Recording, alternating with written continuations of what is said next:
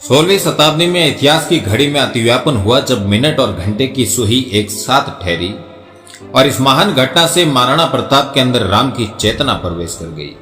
हमारी सनातन चेतना ना तो राम से इतर कुछ सोच सकती है और ना ही कुछ कर सकती है। इतिहास की घड़ी में यह अतिव्यापन तब हुआ जब गोस्वामी तुलसीदास सरयू तट पर रामचरितमानस लिख रहे थे और यही वो कालखंड था जब राजपुताना की मेवाड़ रियासत में एक लिंग का दीवान महाराणा प्रताप मुगलिया सल्तनत से लोहा ले रहा था। यह भी क्या गजब की बात है, जब जब भारत में कोई महान पुरुष अवतरित हुआ है उसके अंदर राम की चेतना स्वतः प्रवेश कर जाती है। उधर तुलसीदास जी ने लिखा, सजी बनू साजू समाजू सबू बनीता बंधु समेत।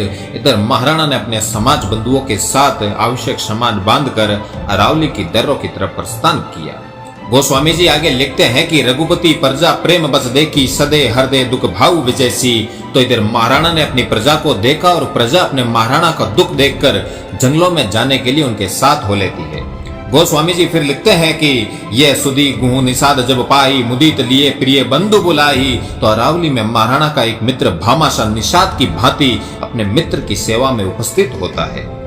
गोस्वामी जी सरयू तट पर जो लिख रहे थे उसका ज्यों का त्यों अभिनय अरावली के अरण्यों में हो रहा था। इसीलिए मुझे लगता है कि गोस्वामी जी ने न केवल राम बल्कि महाराणा को भी अपने मानस में लिख दिया। इसीलिए रामचरितमानस एक नहीं बल्कि दो सूर्यवंशी राजाओं का चरित्र है।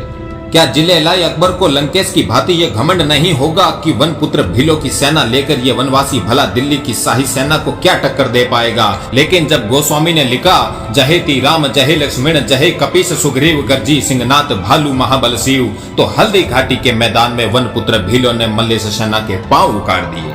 क्या श्री राम और महाराणा के उस कथन में समानता नहीं है जब श्री राम किष्किंधा नरेश बाली से सुग्रीव की स्त्री का अपहरण करने के विषय पर कहते हैं कि दूसरे की स्त्री को देखना तक पाप है, और मेवाड़ नरेश महाराणा अब्दुल रहीम खान खाना की बेगम को बंदी बना लेने पर अपने पुत्र राजकुमार अमर सिंह को खरी खोटी सुना देते हैं और बेगम को सम्मान सहित वापस भेजने का आदेश देते हैं। इस घटना के बाद अब्दुल रहीम खान खाना इतिहास में रहीमदास हो जाते हैं और उन्हें मानस हो तो वही रसखान बसो ब्रज गोकुल गांव के ग्वारन लिखने की प्रेरणा कहीं और से नहीं बल्कि एक लिंग जी के चरणों से मिलती है।